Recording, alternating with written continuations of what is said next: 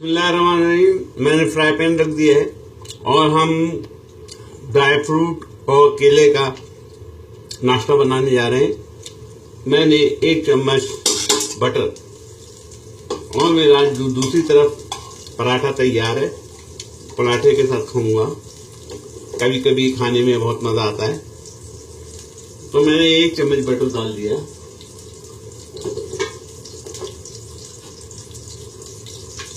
हमें जो चीजें दरकार होंगी, ड्राई फ्रूट मैंने अंजीर सेलेक्ट किया है, बेस अंजीर है। और भी ड्राई फ्रूट इसमें डालूंगा, बादाम पिस्ते भी डालूंगा, लेकिन बेस जो है अंजीर को बनाया है। अंजीर के टुकड़े करके छोटे छोटे मैंने डाल दिए, 3-4 अंजीरों के छोटे छोटे टुकड़े करके डाल दिए। चूल्हा मैंने बंद कर दिया कि मेरा बटर जले नहीं। और इसको गीला रखने के लिए थोड़ा सा दूध डालूंगा।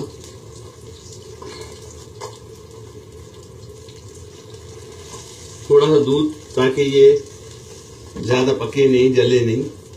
पके तो मगर जले नहीं। दूध डाल दिया, चूल्हा फिर ऑन कर दिया।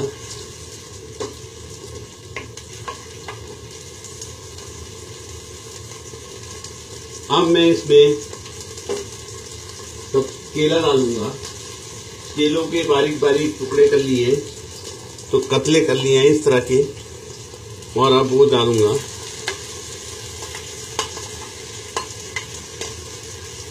बादाम पिस्ता जो आपने डालना होगा, ड्राई फ्रूट, आप उसको रात में भिगो दिए तो बेहतर है, वरना पकाने से पहले थोड़ा सा उबालना पड़ेगा उसको, तो नरम हो जाएंगे। वरना उसको क्रश करके भी इस्तेमाल किया जा सकता है। मैं आज साबित इस्तेमाल करूंगा, क्रश नहीं करूंगा।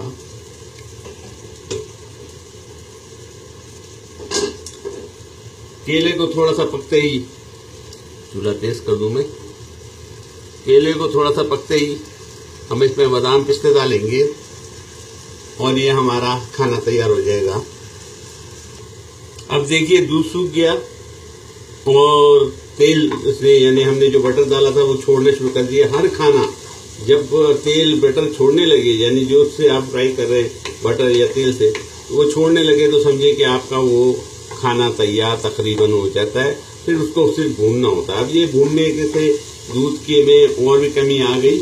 आखिर में मैं इसमें किशमिश और बादामों को रात में भिगो दीजिए तो बेहतर है, नहीं तो सुबह जब पकाएं, जैसे मैंने किया अभी के अभी में, इसको एक दूसरे चूल्हे पर बॉईल कर लिया और ये नरम हो गए।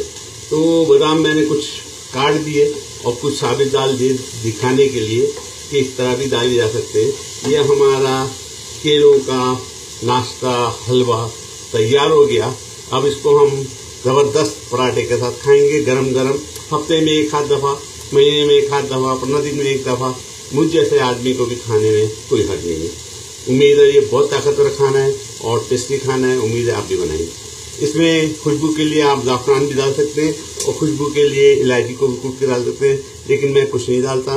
मुझे इतना ही काफ़ी, जो मैंने बनाया है इसी तरह काफ़ी है, ज़बरदस्त है।